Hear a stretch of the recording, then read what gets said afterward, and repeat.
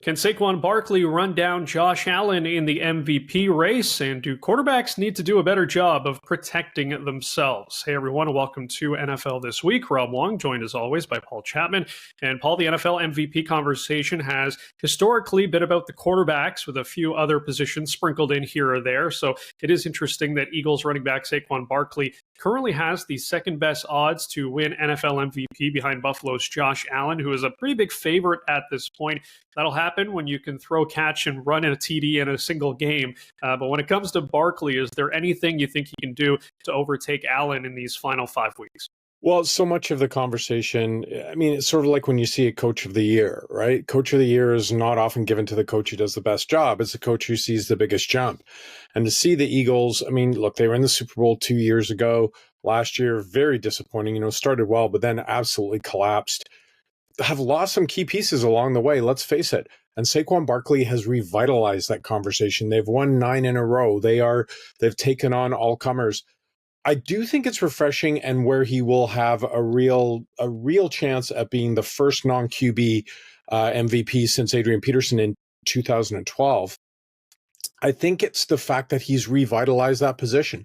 We've seen teams largely wait until the 5th and 6th round to get running backs now. It's such a passing league. And they're like, look, we can find an athlete. And once we have those key offensive linemen, anyone can fill that role. Well, you know what anyone can't do is do a backwards hurdle over a charging linebacker, plow through people, rip off 70-yard runs. So I think it's Saquon's sort of rejuvenation of that position, which may put more importance on. I mean, look, last week's matchup was fascinating because Derrick Henry was in that conversation as well.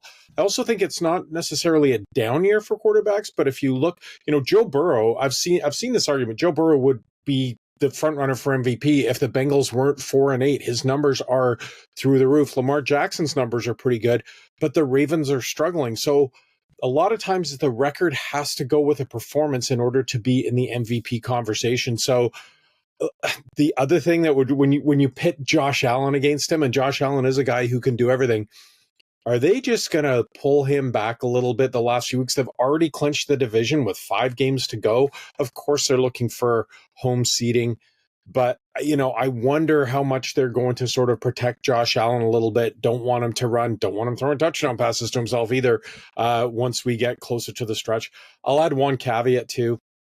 Is Patrick Mahomes becoming the Shaquille O'Neal of the NFL in that, Shaq only won, I think it was 2 MVPs because people just took for granted that he was so good.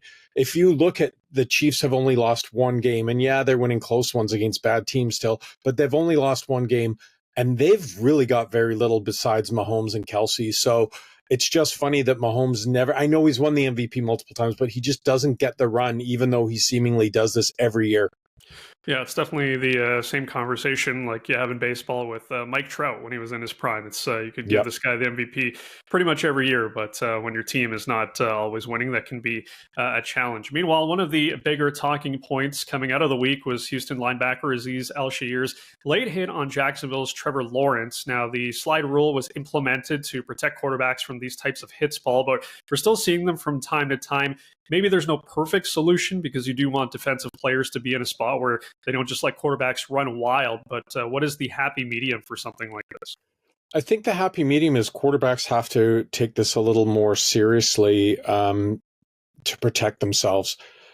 I understand it. We've seen some big name quarterbacks be out for a long time. I think it's actually kind of damaging that you can see players on Miami wearing Guardian caps, but Tua was so dismissive of it. And Tua famously got hurt on a scramble where he went for the first down and put himself in jeopardy. I even saw on Monday Night Football, you had Bo Nix scrambling inside the 20-yard line, and he chose to slide, and Aikman wasn't terribly critical, but he said, and that might be one of those situations where you kind of want to go for it. I know Aikman has been quite open and honest about the concussions he suffered as a player. So this football mentality persists where, you know what, you should protect yourself, except when you're near the goal line, then you should go for it. So it's a really tough one to figure out. I do think the onus is on the quarterback to there needs to be some training. You know, the defensive players have been under the gun. Everything from how they sack the quarterback, don't land on him, put your arm out to brace the impact. Other defensive players, you've got to hit the target zone. You can't go for the knees. You can't go for the head. There needs to be some onus on the quarterbacks in terms of when they are protected when they go into their slide, because so many of them wait till the last minute to go into the slides. The defenders already committed themselves, and it can look bad. These are big people running at fast speeds, and you cannot protect them. It's a violent sport. There's going to be a lot of collisions. Hockey's struggled with this forever in terms of principal point of contact, and does the punishment react to how long the guy's injured? But we need to really think about the life of these guys after football and protect them from themselves. So I think technology will continue to evolve with things like the Guardian Cap. But overall, you've got to take personal responsibility. And if you're going to wait till the last second to slide, you're going to have to take a few nasty hits. No one wants to see it, but I'm not sure as a defensive player what you're supposed to do. Yeah, that's a great point, of course. And, we'll see with the NFL, they love to tweak the rules. So maybe there's a spot here where they can kind of change things up to protect quarterbacks even more if they're not willing to protect themselves. As always, leave your thoughts in the comment section below. For Paul Chapman, I'm Rob Wong. Thanks for watching, and we'll talk to you next week.